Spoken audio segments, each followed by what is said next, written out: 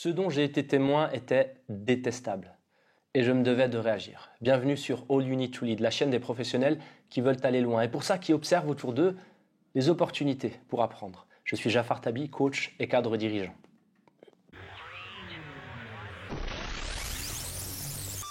C'était il y a 2 jours. Ma fille, sa classe et 3 autres classes, pas loin d'une centaine d'élèves, représentaient devant leurs proches, les parents et la famille proche, les chansons qu'ils ont apprises le long de l'année. Nous étions autour de 250 à 300 personnes à les observer, les regarder, les écouter. Tout se passait très bien, jusqu'à la dernière chanson, où une fille, à certains moments de la chanson, s'approchait tellement du micro qu'on n'entendait plus qu'elle. On l'entendait respirer, les P, les B, sur un micro, c'est très désagréable. Surtout que les micros étaient répartis. Autrement dit, on n'avait pas un micro par élève, mais plutôt un micro pour un groupe d'élèves. Et c'était particulièrement désagréable pour une des personnes qui était tout devant, qui devait vraisemblablement faire partie de l'équipe organisatrice. À la fin de la chanson, il se précipite vers elle et, de manière pas très calme, lui explique qu'elle n'aurait pas dû se mettre le micro dans la bouche. Il est très énervé. Et à un moment donné, il commence même à hausser le ton, au point qu'on l'entende de loin. À ce moment-là, une personne, vraisemblablement, c'est mon hypothèse, sa mère, dit « Hé, calmez-vous ». Le monsieur, que cette fois-ci j'entends parce qu'il crie vraiment fort, « Je lui ai répété toute l'après-midi de ne pas se mettre le micro dans la bouche ». Le monsieur s'en va et va expliquer à la dame.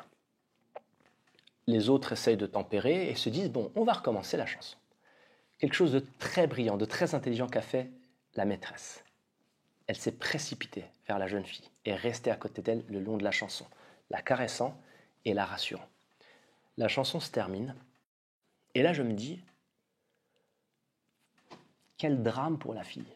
Je ne sais pas vous, mais la plupart des gens ont peur de parler en public, de chanter en public. Cette fille, elle est devant 250, 300 personnes, ses parents, d'autres, elle est à côté de ses copains, copines de classe, et elle se fait gronder devant tout le monde. Une humiliation devant tout le monde, c'est terrible à vivre. Je la voyais, et pendant qu'elle chantait, ou qu'elle essayait de chanter, elle chantait que partiellement. Et d'ailleurs, quand ils ont fait la reprise d'une des chansons, elle n'a plus chanté du tout. La maîtresse, pour le coup, n'était plus là. Ce genre d'événement pour la fille est simplement un traumatisme qui va vraisemblablement la suivre le reste de sa vie. Je ne m'attends pas, sauf à se faire guérir par des psychologues, psychanalystes ou je ne sais quoi beaucoup plus tard dans la vie, à ce que ce soit neutre pour elle. En sortant, j'écoutais des parents dire « mais elle est autiste la pauvre ». Et là, j'étais en colère.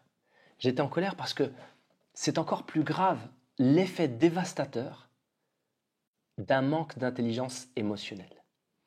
Et mon point est le suivant. Cette personne-là, il y a certainement beaucoup de gens qui ont envie de lui casser la figure. Pourquoi ? Eh bien parce que c'est ce que la colère nous dit.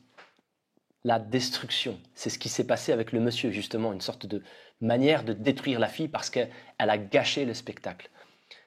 La colère nous touche toutes et tous. Et si je me mets à la place du monsieur, là, j'hypothétise. Peut-être qu'il a passé une sale journée, peut-être qu'il a très peu dormi, qu'il était sur les nerfs, qu'il a vraiment répété 200 fois à la fille d'arrêter. Et effectivement, si on demande 200 fois la même chose, la 201e fois, c'est juste intolérable. Et on perd le contrôle. Mon message pour vous, et c'est pour ça qu'on est sur cette chaîne de leadership et de développement personnel, c'est ne pas sous-estimer l'importance de l'intelligence émotionnelle. Et dans l'intelligence émotionnelle, il y a plein de choses. Il y a le fait de comprendre ses émotions, mais aussi le fait de les maîtriser. Et ce qu'on vous demande ou ce que je vous invite à faire, ce n'est pas de réfréner vos émotions. Il faut les avoir, ce sont des capteurs. Pourquoi s'en priver ? C'est comme se priver d'un sens.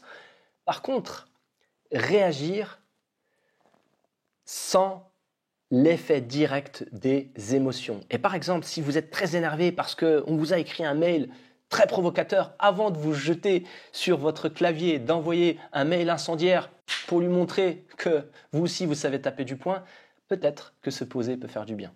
Mon invitation pour vous, c'est, si vous en avez besoin, j'en ai toujours besoin, même si j'ai beaucoup progressé, j'en ai encore un grand chemin à faire, peut-être que vous aussi, à développer votre intelligence émotionnelle de manière à ne pas vous mettre dans une situation où par excès de colère ou toute autre chose, vous arriviez à des comportements regrettables. Et oui, on peut s'excuser, mais même la petite fille, si le monsieur en question lui disait « excuse-moi, j'aurais pas dû te gronder comme ceci », je ne suis pas sûr que ça remette les compteurs à zéro. Merci.